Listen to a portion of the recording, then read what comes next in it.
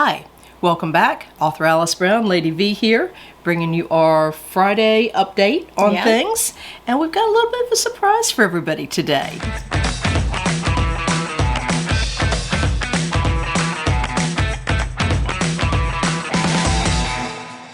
So the good news is the writing is back. We're finally back to writing. We spent a good time yesterday. Yes. Sitting down and plotting through the rest of the scene of Ivermantis that we had hit a roadblock on. So that is gone, thank goodness. We actually, we ended up finishing plotting that out, and we decided to add one other small scene to just kind of tie everything together. Tie everything in, Because the epilogue is already written. So with the new scene, we realized it wasn't going to end right if we just left it there and then went straight to the prologue. So we're adding one more smaller scene right after that to help tie everything together. So we are within a hair of having this baby ready to go to the editing process. I am hoping next week's video I can announce that it is done and in the editing process. So we're getting close. If we've got a little bit of time this weekend, as I said, if we've got a little bit of time this weekend, we should be able to wrap that bad boy up. I'm so happy that we finally got the writing bug back to finish this bad boy up, because I don't know about you, but I'm ready to dive into other works. Yes, so am I. But we knew we had to get this one taken care of first. So it's very when you're a writer and you hit a writer's block, even though you know it's not going to last. It's temporary. You still hit the panic button. I think every one of us do. I can last for about 3 days, and then I hit the panic button because I'm like, oh my god, it's not coming back. Mm-hmm. What do I do? What happens if it doesn't come back, and all this other stuff? And it always does. It does. And it just sometimes takes longer than usual. Well, we knew with us, schedule had to calm down. Yeah, and we had to get life back to normal before the characters were going to start talking to us. So we had a great day yesterday writing, and that felt so good. And then after we parted ways, you ended up adding a little bit more. And so you've got to catch me up. Yes, I got to catch you up. You got to catch me up today, and then hopefully we're going to get just a little bit more. We got a lot going on today. We do. We got to run to the store and do a couple errands. If not, there's always this weekend and next week. The beginning of next week, but I'm hoping this weekend we can have some time and finish it up. So, what we thought we'd do for you today is read you a little bit of the new scene, or one of the new scenes, but the major scene that we've been stuck on for a while. We thought we'd introduce you to it and read the beginning of it, just so you can kind of get an idea of where we're going with everything. So, nice surprise. Yes, so this is it's like Christmas for y'all. A small piece. Sorry, I'm watching the twins trying to keep blood from being shed on my cream carpets. This is a small piece from Ivermantis, Dragons of Dragonos 3.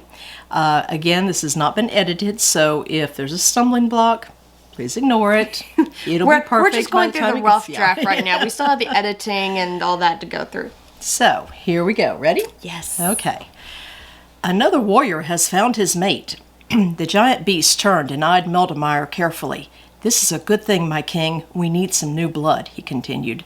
"Yes, indeed, Aquindor. Please give my regards to everyone. Is there anything I need to know about before we leave?" King Thorn inquired. He didn't get out here as often as he would like, and sometimes relied on his twin sons to play the go-between, the lookout team, and himself.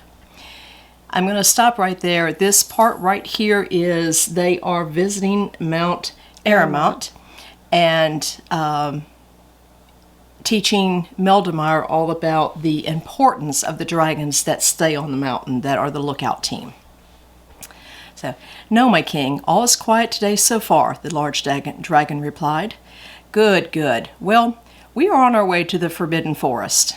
King Thorn turned his horse around, but glanced behind him before leaving. "Be well, my friend," he imparted to the large dragon. They started riding again, and Meldemeyer couldn't help but wonder what they were heading to. "Natasha, why do they call it the Forbidden Forest?" Meldemeyer whispered to her friend. "Because animals who can't be tamed and have proven dangerous are all in the forest. King Thorn placed a magical force field around the area years ago so they could live freely, but not able to injure the citizens of Dragonos. Most of the animals here are quite large, making them a danger if they can't be controlled." They continued riding across the open land until a wooded area loomed up before them. Meldemeier, King Thorn addressed as he stopped his horse, this is the Forbidden Forest.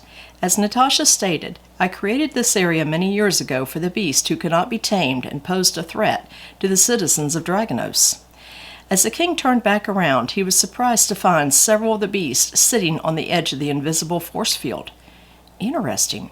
I wonder if Meldemeier even realizes she's attracting the animals.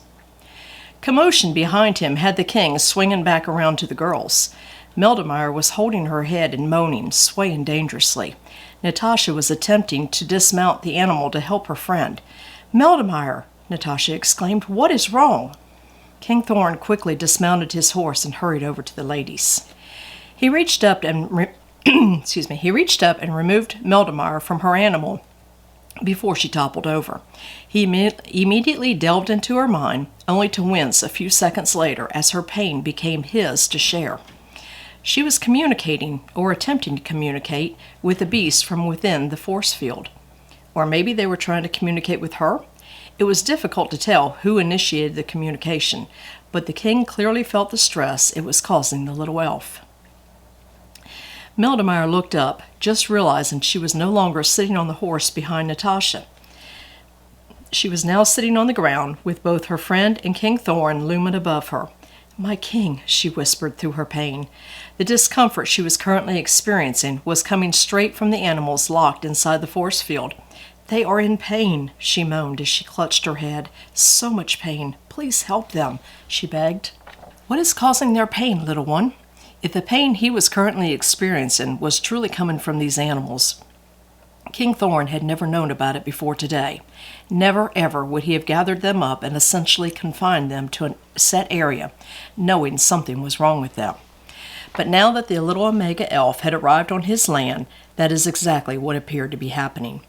"Try to concentrate on just one of the animals, Meldemeier," he instructed her.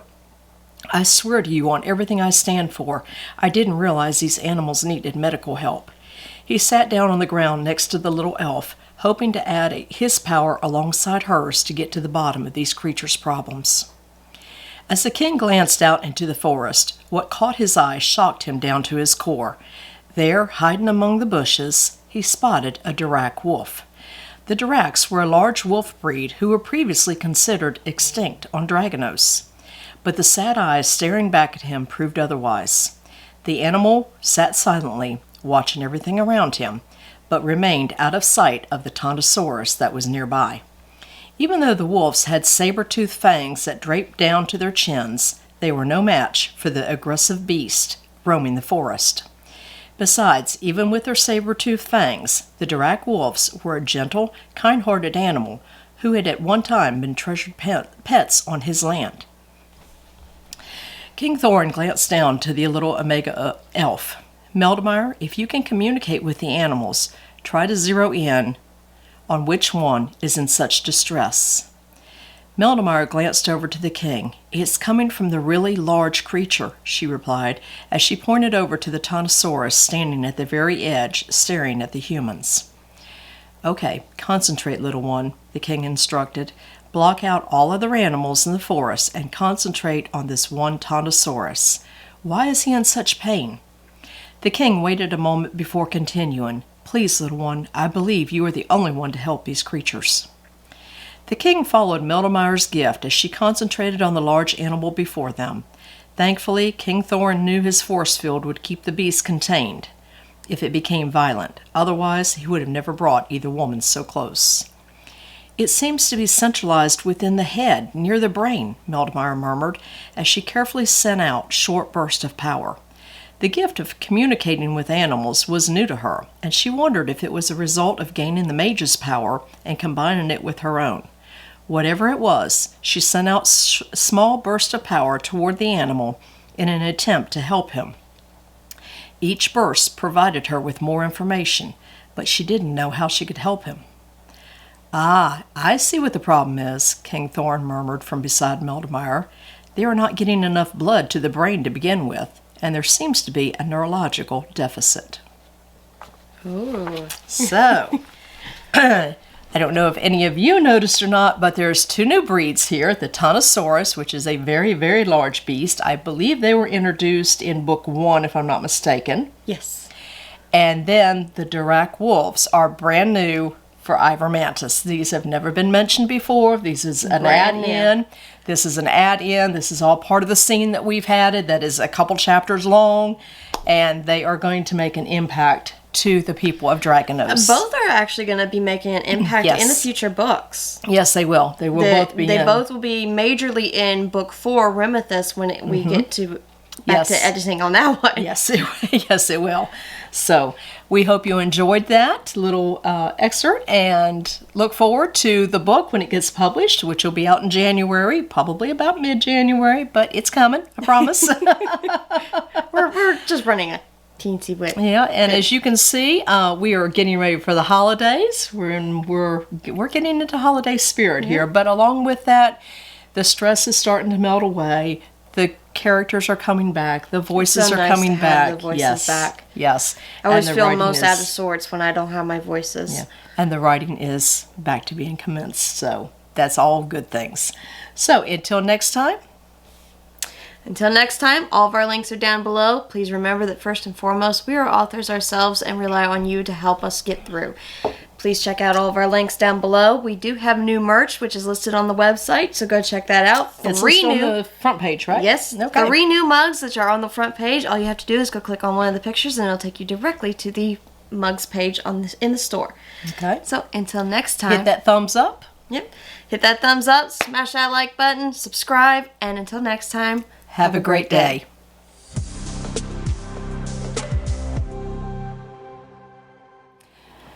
So there. Hey! Hang on. Hey, all right, you two stop. Guardian, there is no need to kill your sister. They're over here. She's underneath the Christmas tree.